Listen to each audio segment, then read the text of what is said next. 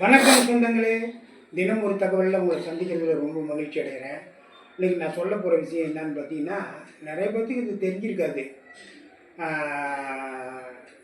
பத்திரகாளின்னு ஒரு படம் வந்துச்சு. அதில் இப்போ சமீபத்தில் கூட நாங்கள் பாட்டு போட்டோம். கண்ணன் ஒரு கை குழந்தை அப்படிங்கிற பாட்டு. கேட்டேலே அங்கே அதை பார்த்தேலா இங்கே எதையோ நினச்சேன்னு ஒரு பாட்டு கூட வரும். இந்த பாட்டெல்லாம் அந்த படத்தில் தான். கண்ணன் ஒரு கை குழந்தை, சூப்பர் பாட்டு இந்த பாட்டில். அந்த படத்தில் நடித்த பொண்ணு ராணிச்சந்திரன் பேர். அது ஒன்று சூப்பர், நல்ல ஒரு டாப்பில் வர வேண்டிய பொண்ணுங்க. நம்ம இந்த சோபான்னு ஒரு நடிகை தூக்கு போட்டு இறந்து பிடிச்ச அந்த மாதிரி ரொம்ப திறமைசாலி பொண்ணு இந்த பொண்ணு. இந்த பொண்ணு நல்ல பெரிய பெரிய இதில் வர வேண்டியது. இந்த பொண்ணு அந்த படத்தில் நடிச்சுட்டு இன்னொரு படம் வந்து கமலும் சிவகுமாரும் நடித்த ஒரு படம். அந்த படத்தில் வந்து கமலுக்கு ஜோடியாக அந்த பொண்ணு நடிச்சிருந்துச்சு. சரி, இந்த 2 படம் தான் தமிழ் நடிச்சிருந்துச்சு. 3வது படமே பம்பாயில் வாய்ப்பு.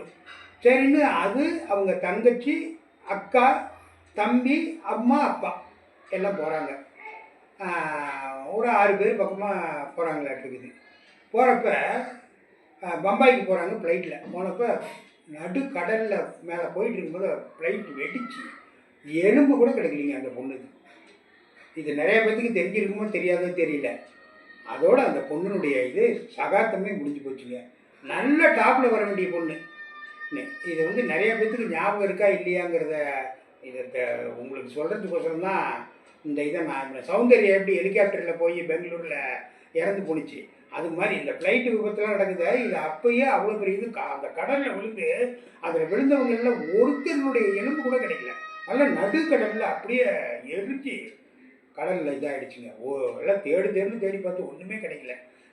இதுதான் இன்றைக்கி தினம் ஒரு தகவலில் உங்களுக்கு நான் சொன்னது. இது பிடிச்சிருக்குதோ எத்தனை பேருக்கு பிடிச்சிருக்குதோ அது வந்து கமெண்ட்டில் சொல்லுங்கள்.